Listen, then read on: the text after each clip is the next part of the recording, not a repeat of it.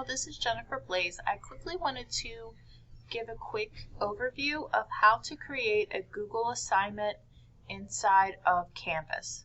So the first thing we're going to do is I'm going to go into my modules and I'm going to go into the module that I want the assignment to appear in. So I'm in this Unit 3 module and I want it to appear in here. So I'm going to click the plus sign. I'm going to make sure I'm on assignments and I'm going to hit create assignment. Here I need to add a name for it. I'm going to call it a Google Drive assignment. And if you indent, you can indent here and save yourself time later. And I'm going to add this. Now remember, this is just a shell. There's nothing showing up, and that's why the assignment is grayed out here. Once it's published and ready to go, it'll be green. So I'm going to click on this empty shell and add my assignment. Once in here, I'm going to click Edit. If you have any directions you want to add, you can add them here. I find that most of the time I have everything I need inside of my Google assignment that they're going to get. But if you need to add any directions, of course, you can add them there. You're going to give it the points that you need to. If you are using Passback, you can put the assignment into the assignment group that it goes in for your synergy purposes and adjust the points if you need to. Now here's the critical point to make this a Google assignment. You're going to come to Submission Type and you're going to make this an external tool.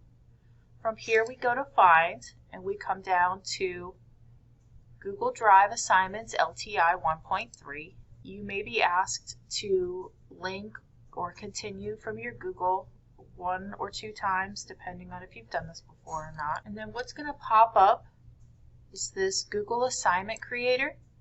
If you want to turn on the plagiarism checker, that is an option for you. Otherwise, you're going to hit Attach. Now, one of the keys here is to make sure what you're attaching is something that is your copy and that you have edit rights to it. It cannot be a copy that you got from another teacher and you're using it for your students. You have to make your own copy of it.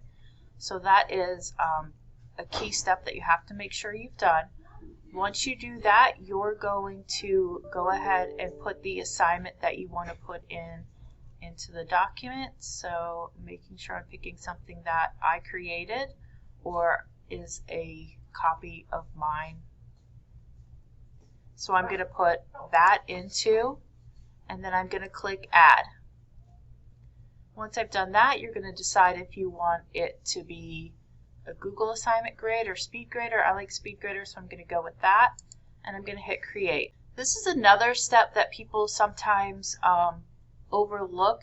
You cannot X out of this. You still have to hit select here because this is where it has put your Google file. So that file to that Google assignment is down here at the bottom that you really don't see when it's up here, but you have to hit select here and not X out of it. That's going to put the document into this little URL box.